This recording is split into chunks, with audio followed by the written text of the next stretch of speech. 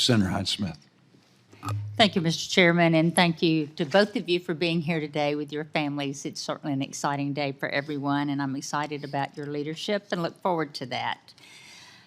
And Mr. Lindberg, Mississippi leads the nation in catfish production, yet our producers face a lot of unfair competition, unfair subsidized, low cost, and sometimes unsafe imported catfish, particularly from Vietnam.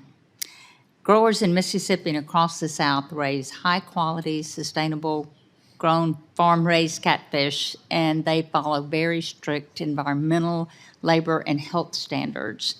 And how will you work with the U.S. Trade Representative and the USDA Food Safety and Inspection Service to ensure strict enforcement of inspection standards to prevent unsafe imports from harming consumers and domestic catfish producers?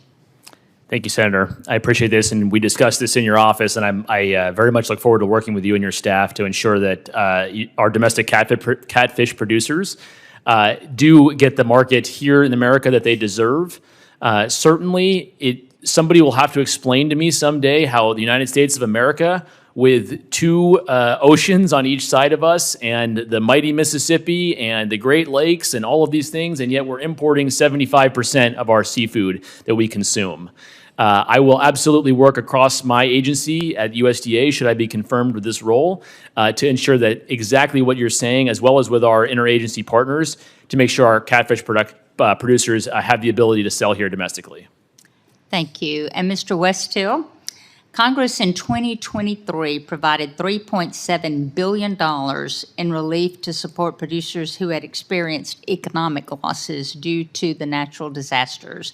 Unfortunately, the Biden administration changed the emergency relief program without input from Congress and with disregard for congressional intent.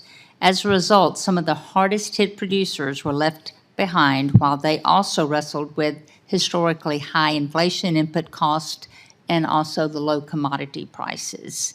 Will you commit to ensuring fair and equal access to USDA programs for all farmers, regardless of operation size and the background?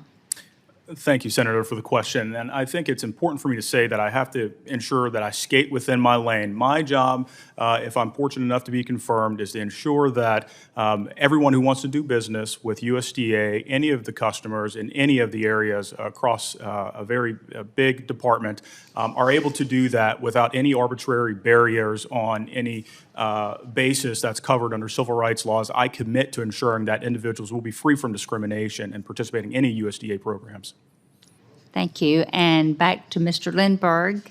The livestock and poultry producers in Mississippi and around the country have taken huge financial hits from animal diseases like high-path avian influenza. And some countries like China use these disease outbreaks as an excuse for unjustified trade barriers that are not science-based.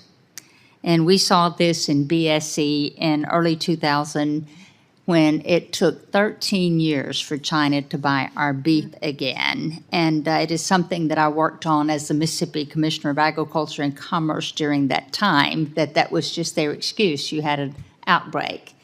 But what steps will you take to ensure that international trade restrictions imposed on U.S. products are science-based and lifted promptly when conditions warrant? Thank you, Senator, for the question. I 100% believe that tariff barriers are one aspect of trade policy that countries use to against our farmers and ranchers. There are a lot of non-tariff barriers, and one of the ones you're discussing today is vitally important to them to have that market access and be able to get beyond that. As the Undersecretary for Trade and Foreign Agricultural Affairs, I will lead the Codex Office, which is our effort to work with the agencies around the world or different countries around the world to make sure we have a set of agricultural standards that meet the needs of our farmers and ranchers. That would be one avenue that I would work through to make sure that exactly the case you're listing here today was fixed, and through that avenue, make sure that we set the appropriate standards that benefit our farmers and ranchers.